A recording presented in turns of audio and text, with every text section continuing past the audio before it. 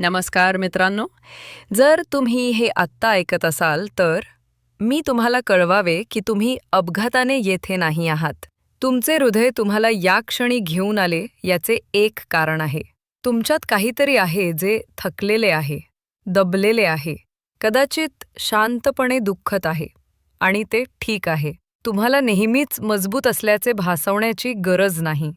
आयुष्य जड होऊ शकते. कधीकधी असे वाटते की आपण कितीही प्रयत्न केले तरी सर्व काही अजूनही तुटते. योजना अयशस्वी होतात, विश्वास तुटतो, लोक निघून जातात आणि आपण शेवटी विचारतो, मीच का? माझ्यासोबत असे का घडत आहे? पण असा कोणीतरी आहे ज्याने तुम्ही रडलेले प्रत्येक अश्रू पाहिले आहे. तुम्हाला समजावून सांगता न येणारे प्रत्येक दुःख, प्रत्येक वेळी तुम्ही जबरदस्तीने हसायला भाग पाडले, जेणेकरून कोणीही तुमची काळजी करू नये. हो, श्री स्वामी समर्थांना माहिती आहे.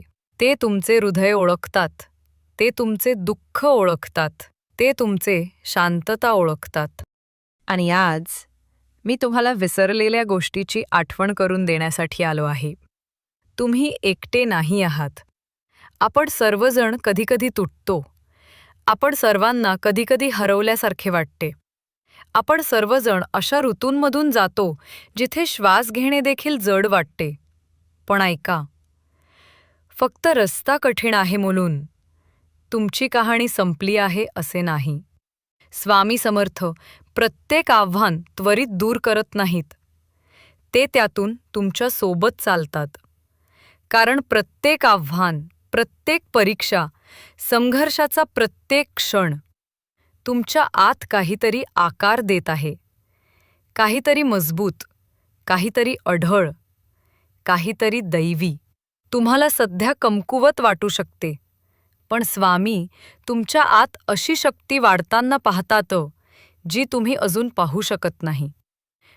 कधीकधी तुम्हाला जाणवत असलेले दुःख शिक्षा नसते, ती तयारी असते. तुम्ही ज्या जीवनासाठी प्रार्थना केली होती त्याची तयारी. विचार करा, जर आपल्याला कधीही संघर्षांचा सामना करावा लागला नाही तर आपल्याला कधीच धैर्य सापडणार नाही. जर आपल्याला कधीही दुखापत झाली नाही तर आपण कधीही बरे व्हायला शिकलो नाही. जर आपण कधीही पडलो नाही तर आपल्याला विश्वास कधीच समजला नसता. स्वामी समर्थ आपल्याला शिकवतात की अडचणी ही पडून जाण्याची गोष्ट नाही, पण श्रद्धेने चालण्याची गोष्ट आहे. म्हणून जेव्हा जेव्हा जीवन जड वाटते तेव्हा मी तुम्हाला हे लक्षात ठेवायचे आहे. स्वामी समर्थ माझ्यासोबत आहेत. मी एकटा नाही. मी संरक्षित आहे. मी मार्गदर्शन करतो. मला प्रेम आहे. हळूहळू म्हणा, जसे तुम्हाला हवे तसे म्हणा. तुमची छाती कशी हलकी होते ते अनुभवा. तुमचा श्वास कसा मऊ होतो ते अनुभवा. तुम्हाला आज सर्व काही समजून घेण्याची गरज नाही. तुम्हाला सर्व काही एकटे वाहून नेण्याची गरज नाही. स्वामी म्हणतात, तुमच्या चिंता मला द्या, तुमचे दुःख मला द्या, मी ते तुमच्यासोबत घेऊन जाईन. हो, तुम्ही विश्रांती घेऊ शकता. तुम्हाला श्वास घेण्याची परवानगी आहे. तुम्हाला बरे होण्याची परवानगी आहे. आणि सर्वात सुंदर गोष्ट, स्वामींनी तुमच्यावर प्रेम करावे यासाठी तुम्ही परिपूर्ण असण्याची गरज नाही. तुम्हाला नेहमीच बलवान राहण्याची गरज नाही.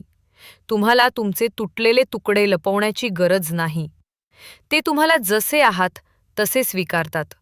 तुमच्या सर्व दोषांसह, तुमच्या सर्व भीतींसह, तुमच्या सर्व गोंधळांसह. ते खरे प्रेम आहे. तेच दैवी प्रेम आहे.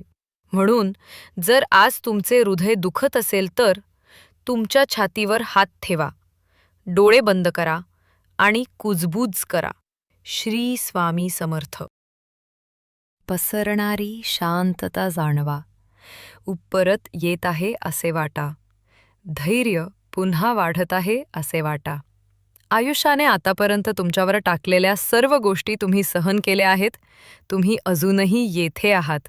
तुम्ही अजूनही श्वास घेत आहात. याचा अर्थ तुमची कहाणी संपलेली नाही. याचा अर्थ स्वामींकडे अजूनही तुमच्यासाठी योजना आहेत.